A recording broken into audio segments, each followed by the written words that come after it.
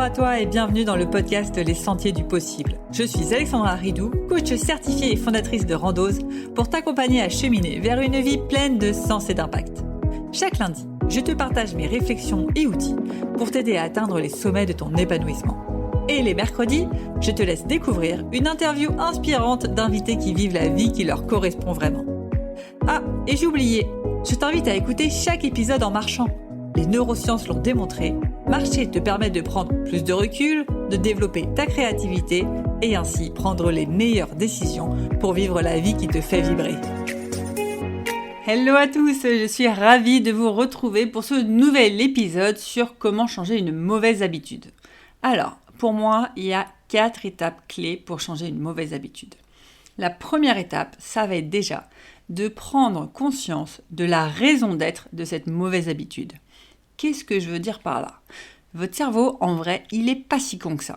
Quand il fait quelque chose, c'est parce qu'il y pense qu'il y a des bénéfices à le faire. Si vous avez une mauvaise habitude, c'est que votre cerveau pense qu'il y a des bénéfices à faire les choses de telle sorte.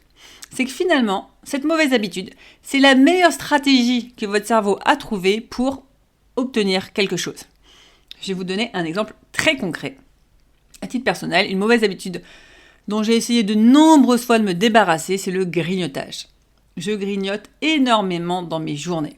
Et quand j'ai essayé de creuser, c'est quoi la raison d'être de cette mauvaise habitude de grignoter du sucre comme ça à tout moment de la journée ? Clairement, la raison d'être, je la trouve. Quand je suis en train de travailler, je suis à fond dans le boulot, j'ai un petit coup de mou, je sais que ce grignotage, ça va me redonner un petit coup de boost qui fait que je vais m'y remettre et je vais pouvoir continuer de travailler et continuer d'être à fond. Donc je sais que la raison d'être de cette habitude de grignotage, c'est de pouvoir continuer d'être à fond dans ce que je suis en train de faire dans le boulot, ce qui est le plus important pour moi à cet instant T-là. Tu as peut-être une mauvaise habitude de fumer. Prends conscience de quand tu fumes. Pourquoi tu fumes ? Quel est le bénéfice que tu cherches derrière la cigarette ? Peut-être te déstresser, peut-être te détendre, peut-être penser à autre chose. Bref, va creuser la mauvaise habitude que tu as. Quels sont les bénéfices pour toi de faire cette action à ce moment précis ?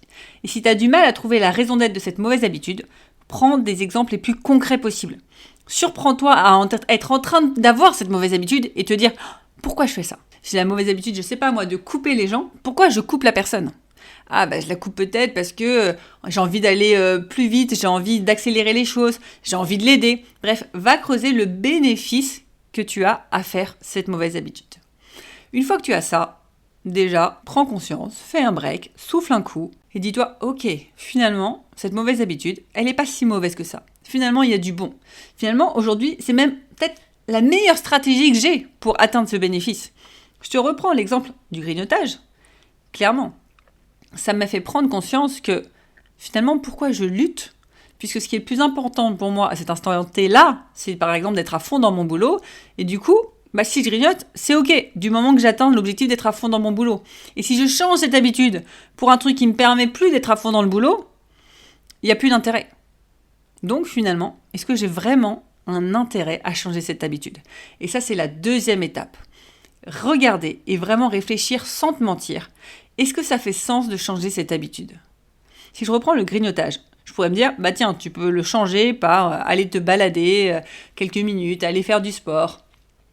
Est-ce que ça fait sens pour moi de changer cette habitude en allant me balader en faisant du sport ? Non, parce que quand je grignote, c'est parce que justement je veux travailler, je veux pas faire autre chose. Ça ne fait pas de sens d'aller faire autre chose alors que ce que je veux c'est continuer d'être concentré. Est-ce que par exemple je pourrais changer cette habitude par manger quelque chose de meilleur que des gâteaux ? Oui, je pourrais peut-être prendre des clémentines, des fruits. Est-ce que ça fait sens ? À date, j'ai de la chance, je suis en bonne santé, j'ai pas de problème de surpoids. En vrai, ça me saoule. Ma dose de dopamine, je la veux dans du chocolat, je la veux dans du sucre. J'ai pas la foi de changer cette mauvaise habitude pour un fruit. Par contre, peut-être que si j'avais des problèmes de cholestérol, peut-être que j'avais des problèmes de surpoids ou autre, tout de suite, ça ferait du sens de changer cette mauvaise habitude parce que oui, je vois que j'ai un intérêt parce que c'est ultra important pour moi de faire attention à mon cholestérol ou à mon poids, à changer cette habitude. Mais tant que j'ai pas d'intérêt, je l'accepte. Et j'accepte que, on dit que c'est pas bon de grignoter, mais dans mon cas très personnel, là tout de suite, le grignotage, c'est ma meilleure stratégie pour rester concentré dans mon boulot. Une fois que tu as fait le point si, est-ce que ça vaut le coup de changer ou pas cette mauvaise habitude ? Est-ce que ça fait sens ? Si la réponse est oui, tu vas pouvoir passer à la 3e étape. Bien évidemment, si la réponse est non, tu t'arrêtes là et tu continues avec ta mauvaise habitude. L'étape 3, ça va être quoi ? Ça va être de trouver un autre moyen d'avoir ces mêmes bénéfices et voir en quoi passer par cet autre moyen va servir quelque chose d'encore plus important pour toi. Supposons du coup, changer cette mauvaise habitude de grignoter fait vraiment sens parce que j'ai un problème de cholestérol. Ok, alors je vais aller essayer de chercher un autre moyen d'atteindre mon objectif. Mon objectif, je vous rappelle, dans mon cas précis, c'est rester focus sur mon ordinateur, travailler à fond, faire ma création de contenu ou autre. Bref, je veux vraiment rester bien concentré pendant 2-3 heures. Donc, il me faut quelque chose qui me donne une petite dose de sucre, une petite dose de dopamine pour pouvoir continuer d'être concentré. Ok, comment je peux avoir cette petite dose de dopamine ? Alors, j'y connais rien à tout ce qui est cholestérol. D'ailleurs, je dis cholestérol, c'est peut-être le diabète qui est le plus problématique avec le sucre. J'en sais rien du tout, je n'y connais rien du tout. Mais peut-être que si je prends un yaourt, c'est mieux. Ok. Est-ce que si je prends un yaourt, je vais avoir cette même dose de petit boost ? Peut-être. Si je ne l'ai pas, ok, comment je peux trouver ce petit truc de boost sans perdre du temps ? Parce que je rappelle que l'objectif principal de cette mauvaise habitude, c'est que je ne veux pas perdre de temps. Donc soit je me dis, ok, c'est quoi les bénéfices pour mon job de perdre du temps et du coup, je retrouve du sens à perdre du temps. Et là, dans ces cas-là, si je trouve que, ok, finalement, ça fait beaucoup plus de sens de perdre du temps parce qu'ensuite, je suis beaucoup plus concentrée. Si tout ça fait sens, ok, finalement, ma dose de dopamine, je vais la faire en allant marcher et en me mettant dehors au soleil. Très bien. Si ça ne fait pas de sens parce que finalement, j'arrive pas à trouver assez de bénéfices à perdre du temps et du coup, je préfère vraiment rester focus, je vais aller creuser, ok, comment je peux avoir cette dose de dopamine ? Peut-être que ça va être, bah tiens, je peux mettre une musique qui me stimule. Je fais 3 minutes de petite musique qui me stimule et ça repart. Bref, c'est vraiment des choses qui sont très personnelles. Là, je vous donne mon exemple, mais réfléchissez-vous sur votre cas particulier.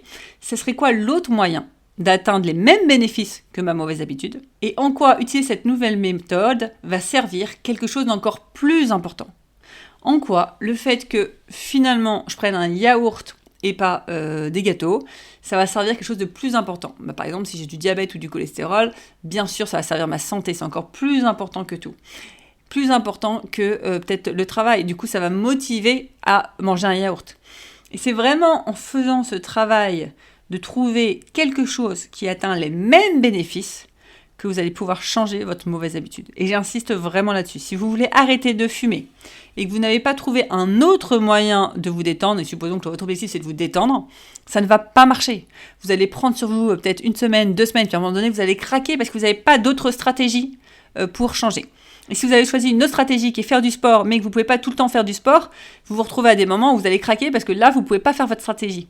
Donc de la même manière, il faut que votre stratégie, elle marche en tout temps. Et c'est pour ça qu'en général, la stratégie par laquelle passent les premiers fumeurs, ça va être la nourriture. Ce qui est très simple, hop, je prends du chocolat, du gâteau, hop, j'ai ma dose de dopamine. Donc allez chercher vraiment un autre moyen qui est accessible en tout temps d'avoir les mêmes bénéfices. Et prendre conscience que cet autre moyen, il sert quelque chose d'encore plus grand, quelque chose qui est encore plus important pour vous. Et une fois que vous avez fait ce travail, vous allez pouvoir mettre en place votre nouvelle habitude.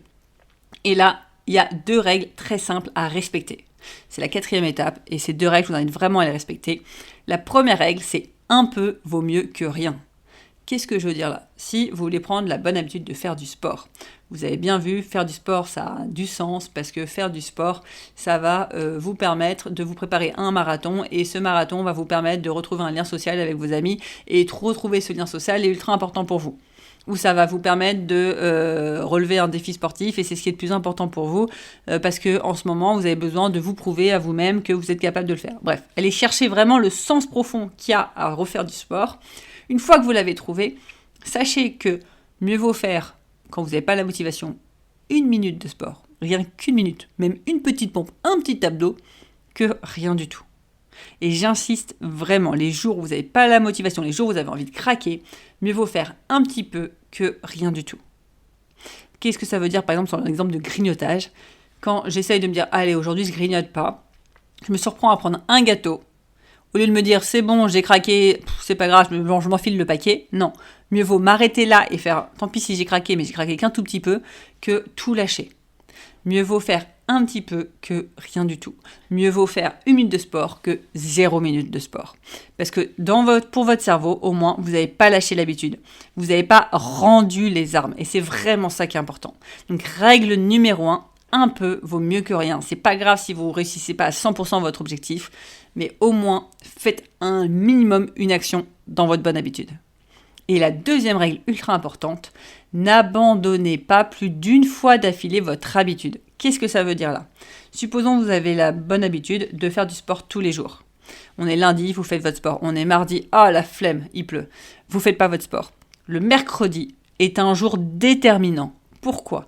Statistiquement, ça a été démontré que si vous arrêtez, que si vous en tout cas vous lâchez plus de une fois d'affilée, donc vous lâchez 2 fois d'affilée, 3 fois d'affilée ou autre, mais bon bref, à partir de 2 fois d'affilée, vous lâchez une habitude, vous avez 90% de chances de ne plus jamais la reprendre.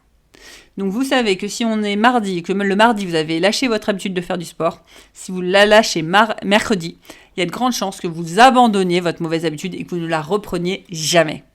Donc pour votre mental, vous avez le droit à un joker une fois, le lendemain, coûte que coûte, vous vous y remettez.